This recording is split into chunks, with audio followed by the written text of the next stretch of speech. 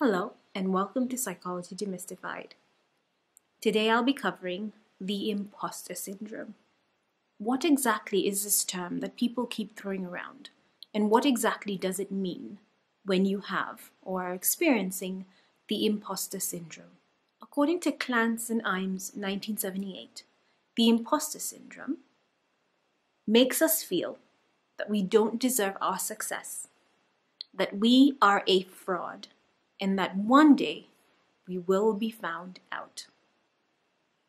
Now, some of you would like some more clarification. The imposter syndrome is simply this.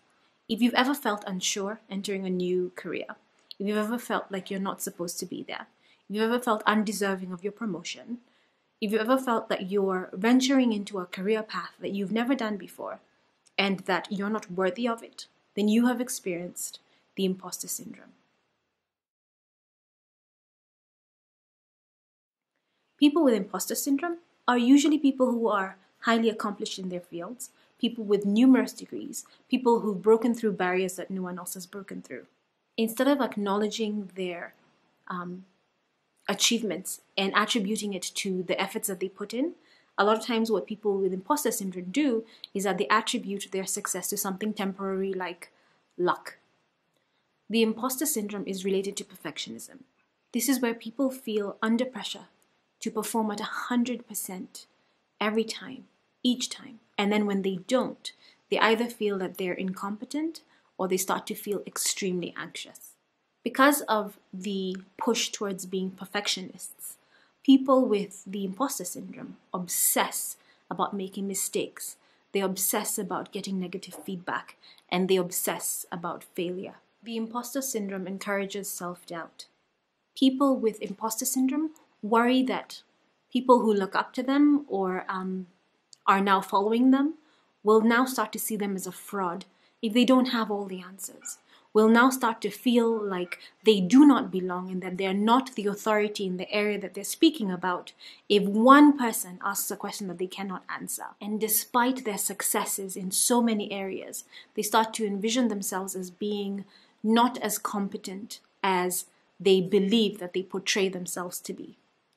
Imposter syndrome can also lead to burnout because people feel that they need to overachieve in order to prove themselves. Despite being quite competent and a lot of times very knowledgeable in their fields or their areas of expertise, a lot of people who are experiencing the imposter syndrome find that they miss out or skip opportunities that are offered to them because they don't want to find themselves in a forum where someone asks a question and they don't know the answer, because then there's that fear of being perceived as a phony or being called out or starting to believe that they do not belong. So now that we know what imposter syndrome is, how do we fight it and reclaim our confidence? Start by paying attention to what you're telling yourself. Truly work to determine whether the thoughts that you're having are true. Are the thoughts that you're having helping you, or are they hindering you? If the thoughts that you're having are holding you back and are making you feel less confident, then try and rework your thinking so that you can have thoughts that allow you to be more compassionate with yourself and more accepting of who you really are. Another way to boost your confidence and try and squash the imposter syndrome is to list your successes. A lot of people, when they're experiencing particular moments, forget about their accomplishments and focus solely on their failures. If that is you, then make a very conscious effort to track all of your wins, track all of your accomplishments, write them down where you can see them. Pull out the list whenever you can to remind yourself of your past successes. Another one is always seek internal validation rather than external validation. When you allow yourself to depend on internal validation, what you then do is you then become in control of how you feel about yourself instead of letting other people's opinions dictate how you view yourself and how you view your abilities. Know that the feeling is normal.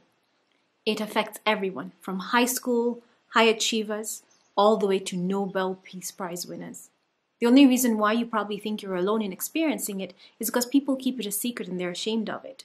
when you find yourself speaking up about it, you'll find that more people actually say, oh yes, I experience the same thing. So you're not alone in feeling the imposter syndrome. If you're experiencing the imposter syndrome, find someone who's been in the field that you are in, or that you're working towards being in, or that you are aspiring to jump into, because that person will help you see the reality of the situation. And in revealing how they feel, you might then discover that they also feel the imposter syndrome. So you can work together with this mentor, with this person who has experienced more of it than you have, and start to realize that you're okay, that things will be fine, and that not everyone knows exactly where they're going. In the same breath, remember that it's okay to not know what you are doing. A lot of us, when making a career change, when finishing something that we've embarked on for so long, we don't know where we're going with it. Instead of hiding until you think that you're perfect at it, think of yourself as a boss in training. Think of yourself as someone who's going to come back into the public eye with some new knowledge that you acquired. As long as you're enthusiastic about learning, people are probably going to cut you some slack. But the person who's going to be the hardest on you is you. And you know what? At the end of the day, keep a little imposter syndrome in your pocket. There's a fine balance between feeling the imposter syndrome and being an egomaniac. Your imposter syndrome, your authentic modesty, keeps you real. In spite of and despite the imposter syndrome, keep charting your path, keep writing down your goals, and keep visualizing yourself taking each step towards achieving that goal. Because at the end of the day, in the words of Tina Fey, a self-described imposter, everyone else is an imposter too. Thank you so much for watching. Remember to stay safe. Remember to wear a mask when you go out. Please remember to be kind, because you don't know what someone is going through. And to you, hugs and kindness. Always. Bye.